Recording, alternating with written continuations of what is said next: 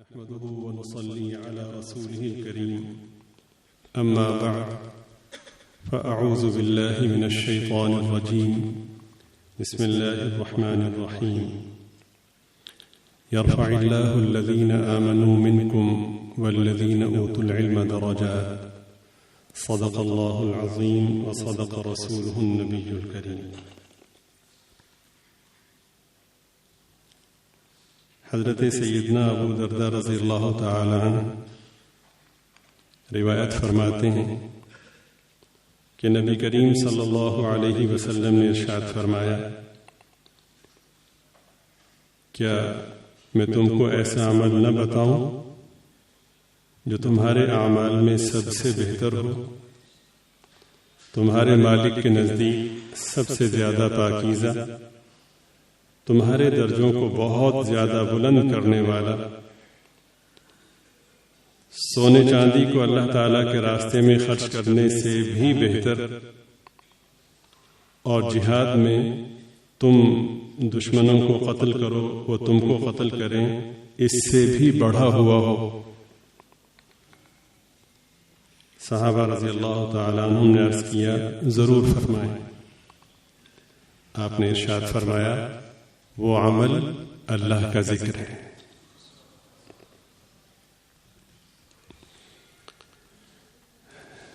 میں اور آپ کسی چیز پر بحث کریں کہ میرا طریقہ، میری ترتیب، میرا ماحول، میرا انداز یا میرا وظیفہ سب سے بہتر ہے،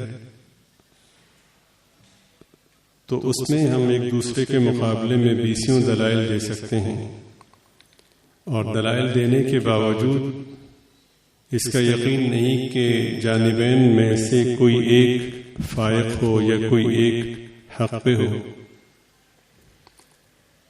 لیکن وہاں پر شک و شبے کی گنجائش ہی نہیں کہ جہاں پر سرکار دو عالم صلی اللہ علیہ وسلم کسی چیز کو سب سے بہتر فرما رہے ہیں، اور سب سے بہتر ہی نہیں، اعمال میں مشکل اعمال دو ہوا کرتے ہیں۔ نماز پڑھنا ان کے مقابلے میں نسبتاً آسان ہے۔ بھائی ساتھ میری طرف متوجہ ہیں، توجہ کیجیے۔ اعمال میں دو قسم کے اعمال بہت مشکل ہیں، ایک وہ اعمال کے جن میں مال خرچ ہوتا ہے، اور دوسرے وہ اعمال کے جن میں جان خرچ ہوتی ہے۔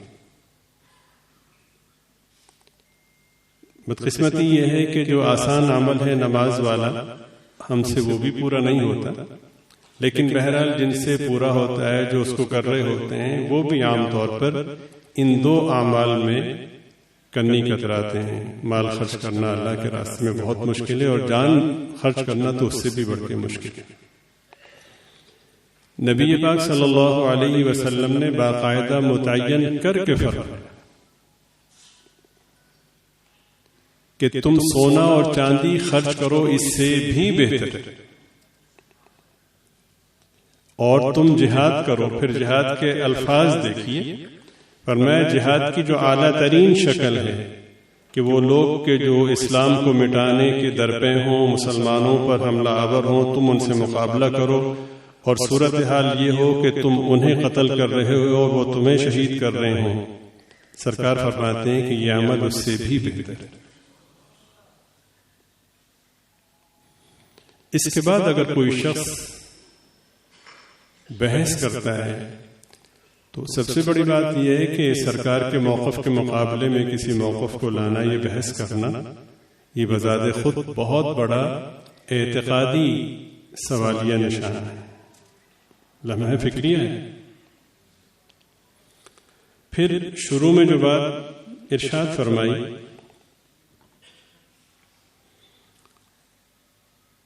انسان اگر عمل کرتا ہے تو اس عمل کے مقاصد میں کئی ساری چیزیں ہوتی ہیں۔ ایک تو یہ کہ میں اعمال میں سب سے اچھا عمل کروں، اور ایک یہ بھی پیش نظر ہوتا ہے کہ اس عمل سے میرا رتبہ بلند ہو، اور سب سے بڑھ کر یہ ہوتا ہے کہ میرا مالک مجھ سے راضی ہو۔ اور نبی پاک صلی اللہ علیہ وسلم نے ان تینوں چیزوں کو بیان فرمایا، اور کتنے اہتمام سے بیان فرمایا۔ پہلے متوجہ کیا، بھئی ایک بات بتانے لگا ہوں، بڑی قیمتی بات ہے۔ سرکار اگر آپ یہ نہ بھی فرمائیں، آپ کی تو ہر بات قیمتی ہے، پھر بھی سرکار نے فرمایا کیا تمہیں بڑی قیمتی بات نہ بتاؤں؟ تو اس بات کے بتانے سے پہلے اس کی قیمت کو بیان کیا، اس کی اہمیت اور عظمت کو بیان کیا، اور ہر جہت سے بیان کیا۔ ایک تو اس کا زاویہ عظمت یہ ہے کہ وہ اعمال میں سب سے بہتر ہے۔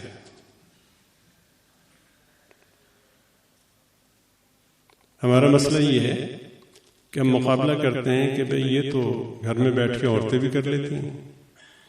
بھئی سوال یہ ہے کہ تمہارے ذہن کے نتیجہ فکر کو تو دین نہیں کہتے نا۔ کوئی شخص یا کچھ لوگ مل کر کے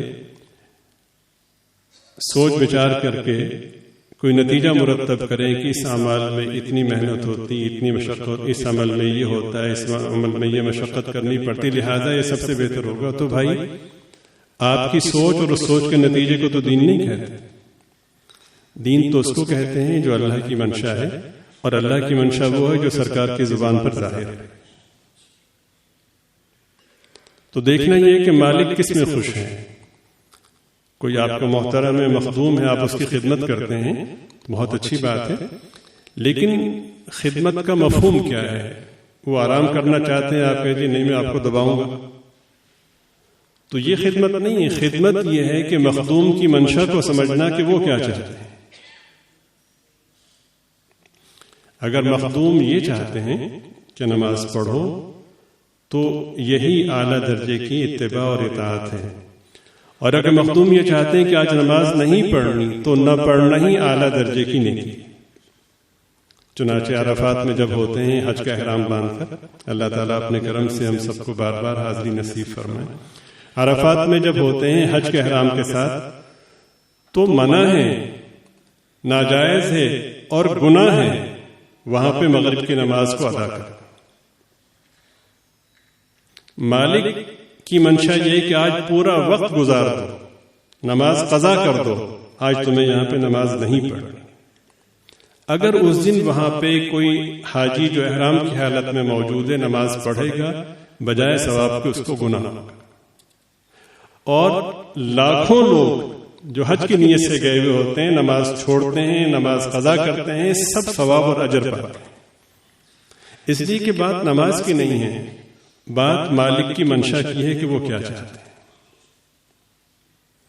اگر مالک یہ چاہتا ہے کہ مشقتوں کے بجائے تم زبان سے میرا ذکر کرو، دل میں مجھے یاد کرو، تو اس موقع پر مالک کو یاد کرنے کے بجائے اور ذکر کرنے کے بجائے ہم اپنے فہم کو غالب کرنے لگیں تو اس میں خدشہ ہے کہ کہیں ایسا نہ ہو کہ بجائے لینے کے دینے پڑ جائے۔ آپ سمجھ رہے ہیں؟ امام ترمذی رحمۃ اللہ علیہ نے اس حدیث پاک کی تخریج فرمائی ہے، اور ایک ایک لفظ اس کا مبنی بر حقیقت ہے، سچائیوں کا مجموعہ ہے۔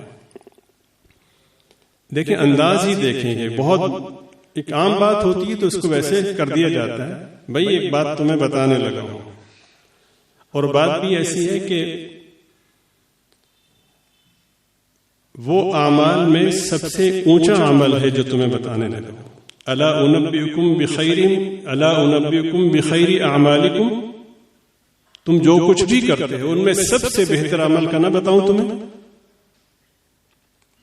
تو صحابہ کا تجسس بڑھا، تو قبل اس کے کہ وہ بے قرار ہوتے اور یہ کہتے حضور فرمائے، تو سرکار نے اگلا جملہ فرمایا، اتنا ہی نہیں، وَأَزْكَاهَا عِنْدَ مَلِيكِكُمْ، تمہارے مالک کے نزدیک وہ عمل سب سے زیادہ پاکیزہ ہے۔ سرکار فرمائے، سرکار ٹھہریے، وَأَرْفَعِهَا فِي دَرَجَاتِكُمْ، تمہارے درجوں کو بہت زیادہ بلند کرنے والا۔ ایک عظمت، دوسری عظمت، تیسری عظمت، پھر آگے فرمایا کہ مشکل ترین کام جو لوگ نہیں کر سکتے ان سے بھی بڑھ کر ہے، فرمایا کہ تمہارے لیے بہتر ہے، بہت بہتر ہے سونے اور چاندی کو خرچ کرنے سے بھی. اور پھر فرمایا جو مشکل ترین کام ہے، جس کی طرف انسان بہت مشکل سے آمادہ ہوتا ہے، وہ یہ ہے کہ اللہ اور اس کے دین کی عظمت کے لیے، اللہ اور اس کے رسول کی عظمت کے لیے، دین اسلام کی سربلندی کے لیے وقت پڑنے پر اپنی جان کو پیش کرنا. سرکار فرماتے ہیں ایک تو نہیں کہ ایک آدمی نے نیت کی میں جان پیش کروں گا، موقع ہی نہیں آیا. حدیث پاک میں ہے کہ جنگ کی تمنا مت کرو. ہاں اگر کوئی مسلط کرے تم پر تو پھر اللہ تعالیٰ کے پاک دین کے لیے تم پھر اپنا سب کچھ نثار کرو. موقع ہی نہیں آیا، اس کو نیت کا اجر ملے گا. فرماتے ہیں کہ موقع بھی آیا، دشمنان اسلام سے تم نے مقابلہ کیا، تم انہیں قتل کر رہے تھے اور وہ تمہارے ساتھیوں کو شہید کر رہے تھے، اس عمل سے بھی بہتر. تو صحابہ پکار اٹھے، بلا حضور ضرور فرمائیے، کیوں نہیں؟ فرمایا کہ ان سب سے بہتر اللہ تعالیٰ کا ذکر کرنا ہے.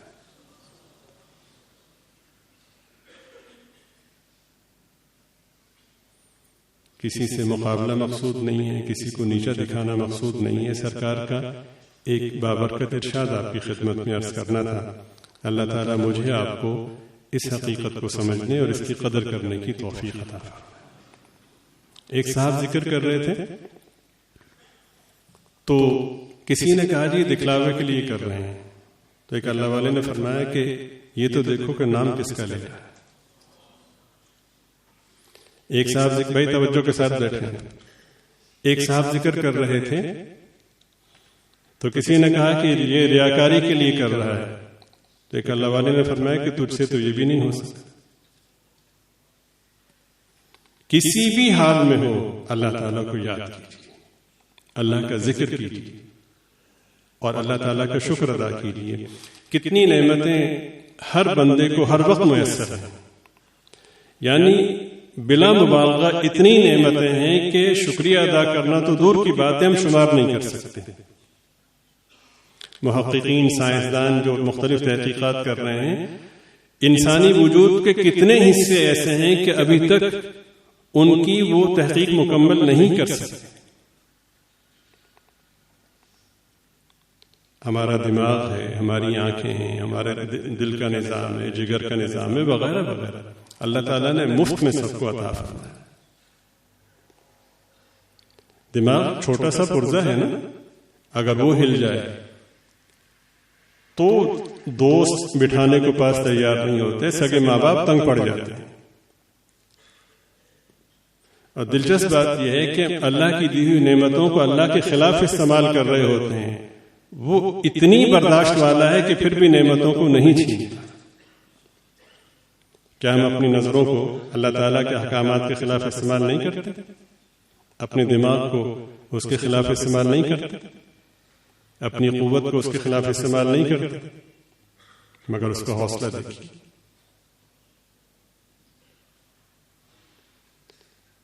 اگر کسی نعمت کی اہمیت کا اندازہ کرنا ہو تو ہاسپٹل میں جا کر دیکھیں. وہاں چاروں طرف جو چیخ و پکار کی صورت ہوتی ہے، پھر پتہ چلتا ہے کہ یہ نعمتیں کیا ہیں. اگر اسباب کے درجے میں خریدنا پڑے تو دنیا جہان کے وسائل جھونک دیے جائیں، صرف ایک عقل نہیں خریدی جا سکتی. باقی نعمتیں تو سبحان اللہ.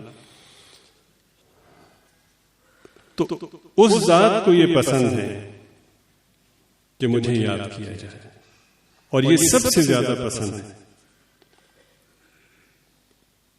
کہ میرا ذکر کیا جائے جس حال میں بھی ہو. چنانچہ حدیث شریف میں ہے کہ سرکار دو عالم صلی اللہ علیہ وسلم ہر وقت اللہ تعالیٰ کا ذکر کیا کرتے تھے. یہ سرکار کا عمل ہے اور سرکار کی منشا کیا ہے؟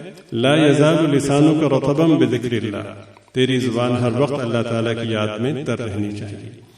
تو بات ہو رہی تھی اللہ تعالیٰ کی نعمتوں کے حوالے سے. سرکار دو عالم صلی اللہ علیہ وسلم فرماتے ہیں کہ 24 گھنٹے اللہ تعالیٰ کی رحمتیں موسلا دھار بارش کی طرح ہر شخص پہ نازل ہوتی ہیں. ان نعمتوں میں اس سے بڑی کوئی نعمت نہیں ہے کہ اللہ تعالیٰ کسی شخص کو اپنے ذکر کی توفیق عطا فرمائے. اس سے بڑی کوئی نعمت نہیں. تو جب تک سانس چل رہا ہے، جب تک یہ زندگی ہے، تو اس سے فائدہ اٹھائیے. اور یہ جو مجالس ذکر ہیں، جو مواقع ذکر ہیں، ان کی قدر کیجیے. دیکھیے نبی پاک صلی اللہ علیہ وسلم کی وہ باتیں کہ جو ہمیں سمجھ میں آتی ہیں ان پر ایمان لانا بھی ضروری ہے، اور وہ باتیں کہ جو ہماری ناقص عقلوں سے ماورا ہیں، جنہیں ہم سمجھ ہی نہیں سکتے، ان پر ایمان لانا بھی ضروری ہے. دیکھیں نا، دنیاوی اعتبار سے کوئی ماہر کسی چیز کے بارے میں بتاتا ہے کہ یہ ہے، یہ فلاں ہے، تو ہم ہاں کرتے رہتے ہیں. تو یہ سارے ماہرین سرکار کی جوتیوں کی خاک پہ قربان. وہ یہ فرماتے ہیں کہ وہ یہ فرماتے ہیں کہ جب جنت کے باغوں سے گزرو تو خوب چر لیا کرو. تو بڑا خوشگوار تعجب ہوا کہ جنت کے باغ، یہ تو آخرت کا معاملہ ہے، تو سرکار دنیا کے بارے میں فرما رہے. تو بڑے ادب سے پوچھا کہ حضور جنت کے باغوں سے کیا مراد ہے؟ آپ نے بلا تاخیر ارشاد فرمایا کہ مجالس ذکر، خوب چر لیا کرو. لفظ چر لیا کرو میں بڑی حکمت ہے. انسان کے لیے چرنے کا لفظ استعمال نہیں ہوتا، انسان کے لیے کھانے کا لفظ استعمال ہوتا ہے، لیکن یہاں پر چرنے کا لفظ استعمال ہوتا ہے. کھانے اور چرنے میں فرق یہ ہوتا ہے کہ کھانا مناسب کھایا جاتا ہے، کم کھایا جاتا ہے، بہت سی چیزوں کا خیال کیا جاتا ہے. چرنے میں یہ ہوتا ہے کہ بھئی موقع مشکل سے ملا ہے، غنیمتیں جتنا ہو سکے دبا کے چرے. تو تم دنیاوی اعتبار سے اتنی غفلت میں پڑ گئے ہو، اگر کہیں مجلس ذکر میسر آ جائے تو غنیمت جانو، ایک سیکنڈ بھی، ایک لمحہ بھی ضائع مت کرو، ان جنت کے باغوں میں خوب چرو. یعنی اللہ تعالیٰ کو خوب یاد کرو. اللہ تعالیٰ اپنے کرم سے ہم سب کو اپنے پاک ذکر کی توفیق نصیب فرمائے. ہم جو غفلت میں پڑے ہوئے ہیں، اللہ تعالیٰ ہماری اس غفلت کو معاف فرمائے اور اس غفلت کو اپنی یاد سے مبدل فرمائے. دو مختصر سی باتیں جو پہلے بھی آپ کی خدمت میں عرض کی جا چکی ہیں، اس مجلس کی مناسبت سے عرض کرتا ہوں. ظاہر ہے کہ آپ سب تشریف لائے ہیں ان حفاظ کی عظمت کے حوالے سے. ایک تو مجلس ذکر آپ کا مقصد تھا، اور دوسرا مقصد ہے کہ ان حفاظ کا دیدار کریں، اور ان سے محبت ظاہر ہے کہ اللہ کے لیے ہے. ان میں سے بہت سے حفاظ کو آپ نہیں جانتے، اور میں بھی بہت سے حفاظ کو نہیں جانتا. ابھی ایک بچہ یہاں بیٹھا ہوا تھا تو میں نے کہا بیٹے آپ کا نام نہیں. اس نے کہا جی میں لیٹ ہو گیا. میں نے کہا لکھوا دیں. ہمیں ان کو نہیں جانتا کون ہے وہ بچہ، لیکن ہم سب اس لیے جمع ہوئے ہیں کہ ان بچوں نے اپنے سینوں میں قرآن کریم کو محفوظ کیا ہے. ظاہر ہے کہ ایک خوشی ہے، ایک محبت، ایک عظمت ہے. ایسے ہی نہیں، ان بچوں میں بہت سے بچے ایسے ہیں جو نابالغ ہیں. جو نابالغ ہیں وہ تو بالیقین ولی ہیں نا. معصوم تو ولی ہوتا ہے، باقی بھی ولی ہیں، لیکن نابالغ تو کم از کم جو معصوم بچے ہیں وہ تو ولی ہیں نا. تو ولی کو، ولیوں کو آپ عقیدت اور محبت سے دیکھنے آئے ہیں. آپ کو معلوم ہے کہ یہ کتنا بڑا کام ہے. اور پھر آپ بھی ولی ہیں، اللہ کی محبت میں آئے ہیں، اللہ کے دوست ہیں. تو ولی کی زیارت اور ولی کی عقیدت اور ولی کی دل میں عظمت کا ہونا، یہ اللہ تعالیٰ کے یقینی عذاب کو ٹال دیتا ہے.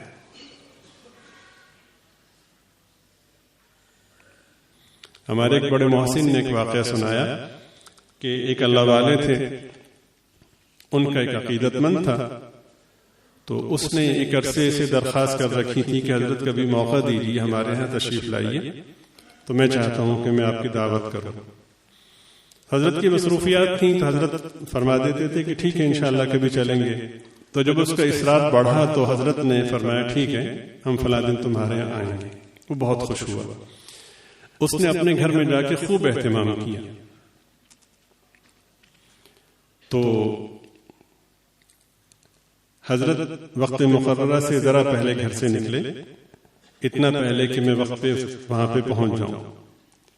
جب حضرت گھر سے نکلے تو حضرت نے دیکھا کہ ایک سانپ چلا جا رہا ہے. تو حضرت کے اندر ایک داعیہ پیدا ہوا کہ مجھے اس سانپ سے بات کرنی چاہیے.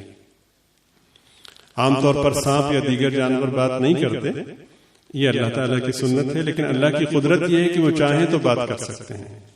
عہد مبارک میں بھی ایسا ہوا کہ ایک صاحب آپ صلی اللہ علیہ وسلم کی خدمت میں حاضر ہوئے، تو انہوں نے آ کر کہا کہ حضور میں چرواہا ہوں، میں بکریوں کو چراتا ہوں، تو مجھے آپ کا پتہ چلا تو مجھے شوق تھا کہ میں آپ کا دیدار کروں۔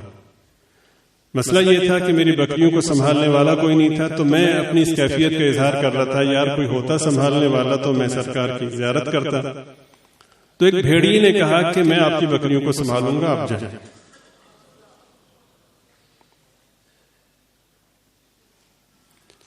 تو جیسے یہ جملہ کہا تو صحابہ نے بڑے تعجب سے کہا کہ سرکار کیا بھیڑیا بولتا ہے؟ سرکار نے فرمایا ہاں بھیڑیا بولتا ہے، اور ساتھ ہی ایک جملہ ارشاد فرمایا، اس جملے کو سننے سے پہلے ایک تمہید ذہن میں رکھیں، درود شریف پڑھ لیجیے۔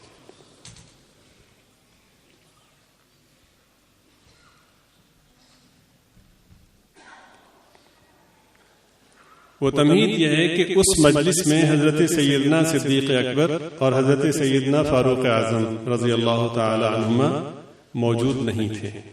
آپ کی توجہ ہے، اس مجلس میں حضرات شیخین یعنی یہ دونوں حضرات موجود نہیں تھے۔ اب اس بات کو دوبارہ سے سنیے۔ تو اس آدمی نے کہا کہ مجھے بھیڑیے نے بتایا کہ ایسے ایک پاکیزہ شخصیت اللہ نے بھیجی ہے، آپ کی صفات، اب مجھے کسی سے پتہ چلا کہ ایک پاکیزہ شخصیت اللہ نے بھیجی ہے، آپ کی صفات کا تذکرہ ہوا، تو مجھے شوق پیدا ہوا کہ میں آپ کا دیدار کروں۔ تو میں نے اس کا اظہار کیا کہ بھئی اگر کوئی میری بکریوں کو سنبھالنے والا ہوتا تو میں سرکار کی زیارت کو جاتا۔ تو بھیڑیے نے کہا کہ میں سنبھالوں گا، آپ جائیے۔ تو صحابہ نے پوچھا رضی اللہ تعالیٰ عنہ، حضور بھیڑیا بولتا ہے؟ سرکار نے فرمایا ہاں بولتا ہے۔ اس کے بعد ایک جملہ ارشاد فرمایا کہ اس بات پر میں بھی ایمان لایا اور صدیق عمر بھی ایمان لائے۔ یہاں پر بظاہر کوئی کہہ سکتا ہے کہ ضرورت نہیں تھی صدیق عمر رضی اللہ تعالیٰ عنہ کے تذکرے کی، لیکن ضرورت تھی کہ بہت سے لوگ حضرت صدیق اکبر رضی اللہ تعالیٰ عنہ، حضرت فاروق اعظم رضی اللہ تعالیٰ عنہ کے ایمان پر شبہ کریں گے، میں ان کے شبہ کو دور کر دوں کہ ان کے ایمان کی ضمانت میں محمد دیتا ہوں، عدم موجودگی میں ضمانت دیتا ہوں۔ خیر، تو بات یہاں سے چلی تھی کہ وہ جو بزرگ نکلے تو انہوں نے دیکھا کہ ایک سانپ جا رہا ہے، تو ان کے دل میں یہ داعیہ پیدا ہوا کہ یہ بات کر سکتا ہے، مجھے اس سے بات کرنی چاہیے۔ تو حضرت نے سانپ سے پوچھا کہ کہاں جا رہے ہو؟ اس نے کہا کہ ایک آدمی کو ڈسنے کا مجھے حکم دیا گیا ہے۔ پوچھا کیوں؟ کہ اس کے کرتوت اتنے برے ہیں اور اس نے انتہا کر دی ہے، تو حکم دیا گیا ہے کہ اس کو جا کے ڈسو، ختم کر دو۔ تو انہوں نے پوچھا وہ کون ہے وہ شخص؟ تو سانپ نے اسی آدمی کا نام اور پتہ بتایا جہاں حضرت جا رہے تھے۔ اب اللہ تعالیٰ کے معاملات میں کوئی مداخلت تو نہیں کر سکتا تھا۔ حضرت بہت پریشان ہوئے اور حضرت سوچنے لگے کہ اس نے کتنی تیاری کی ہوگی اور اس کے ہاں کیا خوشی کا سما ہوگا، اور تھوڑی دیر میں یہ اس کو ڈس لے گا تو وہ خوشی کا منظر جو ہے ماتم میں بدل جائے گا۔ حضرت اللہ سے دعا کرتے رہے، توبہ استغفار کرتے رہے۔ وہاں پہنچے تو وہ باہر کھڑا ہوا تھا، حضرت کا انتظار کر رہا تھا، اپنے بچوں کو لے کے کھڑا ہوا تھا۔ جیسے حضرت پہنچے تھے اس نے بھرپور استقبال کیا، اور وہ یوں سمجھے کہ حضرت پہ نثار جائے۔ حضرت آپ نے بڑا احسان فرمایا، حضرت کی قدم بوسی کی، اور یعنی اس کے پاؤں زمین پر نہیں لگ رہے تھے۔ اب حضرت کا چہرہ، حضرت کا رنگ فخ تھا کہ ابھی تھوڑی دیر میں سانپ اس کو ڈسے گا۔ اس کو کیا پتا، یہ بیچارہ مجھے نہیں معلوم کہ اس کے ساتھ کیا ہونے والا۔ خیر حضرت اس کے ساتھ آئے، بیٹھے، ابھی بیٹھے تھے کہ شور مچا کے سانپ آ گیا، سانپ آ گیا۔ اوہ، حضرت اللہ کی طرف متوجہ رہے، اور حضرت کے کان مسلسل ادھر تھے کہ اب آواز آئی، اب حادثے کا پتہ چلا۔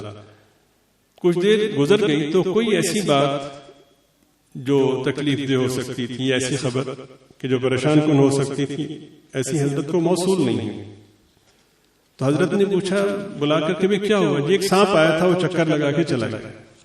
حضرت نے اللہ کا شکر ادا کیا۔ خیر وہ جو بھی دعوت تھی حضرت نے اسے قبول کیا اور اس کے بعد حضرت وہاں سے تشریف لے آئے. جب واپس آ رہے تھے تو وہی سانپ پھر ملا. واپس آ رہے تھے تو وہی سانپ پھر ملا. تو حضرت کو جستجو تھی میں پوچھوں وہ پھر مل گئے. حضرت نے پوچھا بھائی وہ تم کہہ رہے تھے کہ اس آدمی کو ڈسنا ہے؟ کہ ہاں جی بالکل یہی حکم تھا. تو پھر تو کہنے لگا کہ میرے پہنچنے سے پہلے آپ پہنچے.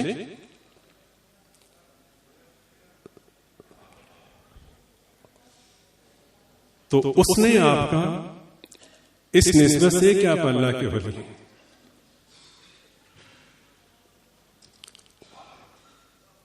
استقبال کیا، احترام کیا صرف اللہ کی نسبت سے.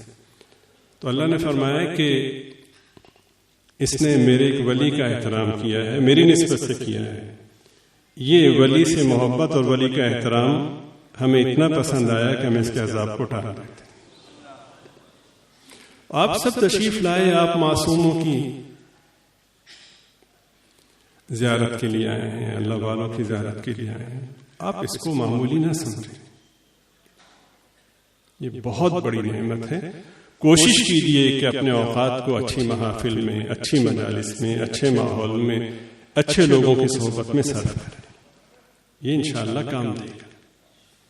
دوسرا اختصار سے عرض کرنا ہے قند مکرر کے طور پر کہ پچھلے نبیوں میں سے ایک نبی کا واقعہ ہے علی نبینا وعلیہ الصلوۃ والسلام کہ ایک آدمی تھا، وہ ایک نبی تھے، وہ گزرے ایک قبرستان سے تو وہاں پہ ایک قبر تھوڑی سی شق تھی، پھٹی ہوئی تھی. تو نظر پڑی تو ایک آدمی کو عذاب ہو رہا ہے اور شدید تکلیف میں ہے جو قبر کے اندر. حضرت توبہ استغفار کرتے ہوئے چلے گئے، اپنے کام سے لوٹے تو اسی راستے سے جب اس قبرستان سے گزرے تو دوبارہ دیکھا تو نہ صرف یہ کہ وہ میت کا عذاب ختم ہو گیا تھا بلکہ میت کو، مردے کو نعمتیں میسر تھیں. تو بہت خوشی اور راحت ہوئی. تو اللہ تعالیٰ سے پوچھا کہ یا اللہ یہ کیا راز ہے؟ تو اللہ پاک نے فرمایا کہ ایک شخص تھا جو بہت بڑے بڑے گناہوں میں مبتلا تھا، ڈرتا نہیں تھا، توبہ نہیں کرتا تھا. اسی حالت میں اس کا انتقال ہو گیا. مرتے وقت ایک خیر کا کام اس سے یہ ظاہر ہوا کہ اس کے گھر میں امید تھی. اس نے کہا کہ اللہ پاک اگر بیٹا عطا فرمائے تو اس کو حفظ کروانا ہے. یعنی اس زمانے میں جو بھی کتاب تھی اللہ تعالیٰ کی اسے دین پڑھانا ہے. تو اس کے بعد اس کا انتقال ہو گیا تو یہ اپنے گناہوں کی سزا بھگت رہا تھا. اللہ نے بیٹا دیا. بیٹا جب 4 سال کا ہوا تو بچے کی والدہ اپنے دیگر عزیز و اقارب کو ساتھ لے کر جو قاری صاحب تھے جو دین پڑھاتے تھے ان کے پاس گئیں اور کہا کہ ہم اس کو دین پڑھانا چاہتے ہیں. تو پہلا دن کا سبق تو برکت کے لیے ہوتا ہے. تو جو قاری صاحب تھے، مولانا صاحب تھے، انہوں نے بٹھایا اور بٹھا کر کے کہا کہ پڑھو بیٹے بسم اللہ الرحمن الرحیم اس زبان میں جو بھی تھی. تو بیٹے نے توتلی زبان میں پڑھا بسم اللہ الرحمن الرحیم جیسے بچے پڑھتے ہیں. کہا اچھا بیٹے کل آنا. تو فرمایا کہ جب آپ واپس آ رہے تھے تو عین اس وقت آپ کے آنے سے ذرا پہلے اس بچے نے بسم اللہ پڑھی. تو بچہ اپنی توتلی زبان سے ہمیں رحمان بھی کہہ رہا تھا، رحیم بھی کہہ رہا تھا. تو ہماری غیرت نے گوارا نہیں کیا.